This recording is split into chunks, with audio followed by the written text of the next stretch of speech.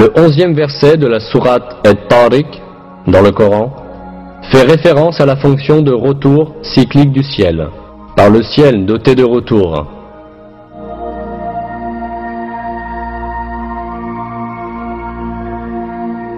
Le mot employé dans le verset exprime la notion de cycle, de renvoi et de retour.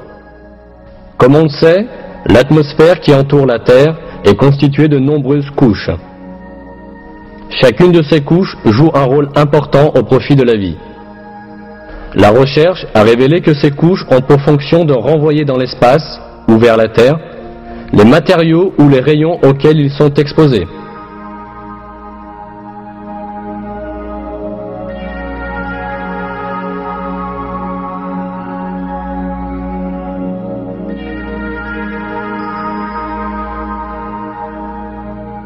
La troposphère, atteignant 13 à 15 km au-dessus de la Terre, permet à la vapeur d'eau s'élevant de la surface de se condenser et de retourner vers la Terre sous forme de pluie.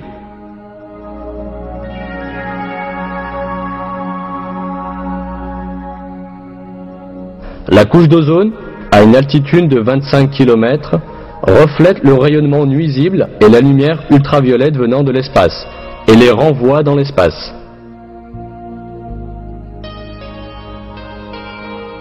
L'ionosphère reflète les ondes radio émises de la Terre et les renvoie vers différentes parties du monde, tout comme un satellite de communication passif. C'est ce qui permet la communication sans fil et l'émission radiophonique et télévisée sur de longues distances. L'affirmation par le Coran de cette propriété des couches du ciel, que la science n'a pu découvrir que récemment, prouve une fois encore que le Coran est la parole de Dieu.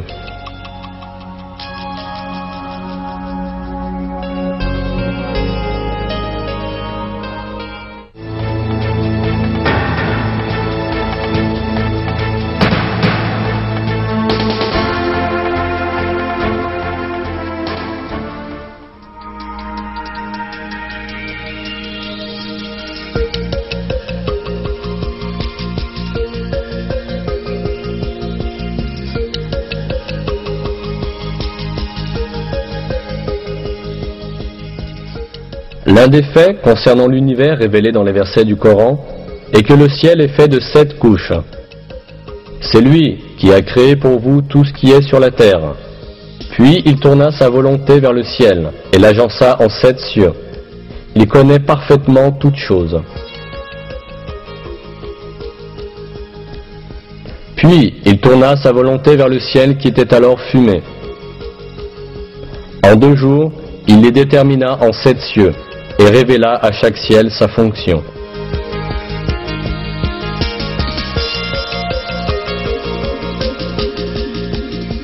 Le mot cieux, qui apparaît dans de nombreux versets du Coran, est employé pour désigner le ciel de la terre ainsi que l'univers tout entier.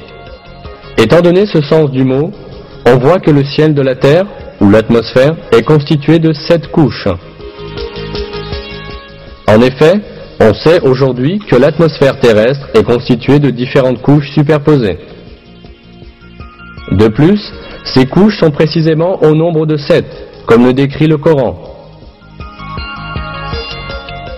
Dans une source scientifique, ce sujet est expliqué en ces termes. Les scientifiques ont découvert que l'atmosphère est constituée de 7 couches.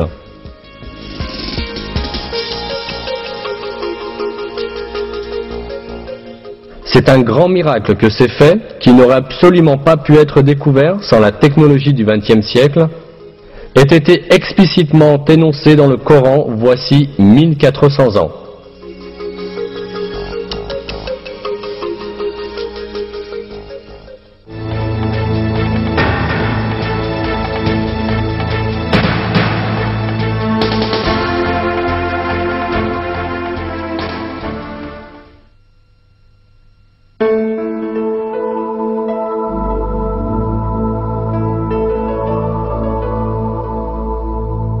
Le Coran attire l'attention sur une fonction géologique capitale des montagnes.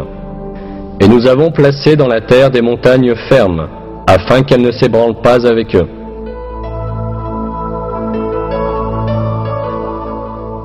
Nous voyons que ce verset affirme que les montagnes ont pour fonction d'empêcher les chocs sur la terre. Ce fait n'était connu de personne à l'époque où le Coran a été révélé. En réalité, on s'en est aperçu tout récemment, à la suite des découvertes de la géologie moderne. Selon ces découvertes, les montagnes apparaissent à la suite des mouvements et des collisions d'immenses plaques qui forment l'écorce terrestre. Quand deux plaques entrent en collision, la plus solide glisse sous l'autre. Celle du dessus se plisse et forme des hauteurs et des montagnes. La couche inférieure continue sous le sol et présente une profonde extension vers le bas. Cela signifie que les montagnes comportent une partie s'étendant sous la terre, aussi importante que leur portion visible sur la terre.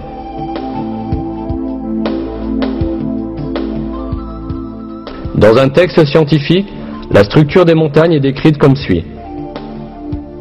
Là où les continents sont les plus épais, comme dans les chaînes montagneuses, l'écorce s'enfonce plus profondément dans le manteau. Dans un verset, ce rôle des montagnes est indiqué à travers une comparaison à des piquets. N'avons-nous pas placé la terre comme un lit et les montagnes comme des piquets?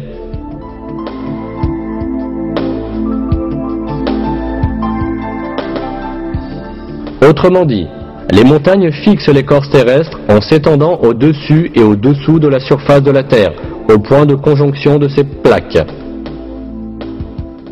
De cette façon, elles maintiennent l'écorce terrestre et l'empêchent de dériver sur la couche de magma ou parmi ces plaques. En résumé, on peut comparer les montagnes à des clous qui maintiennent ensemble des morceaux de bois. Ce rôle vital des montagnes, découvert par la géologie et la recherche sismique moderne, a été révélé dans le Coran voici des siècles, comme un exemple de la sagesse infinie de la création divine.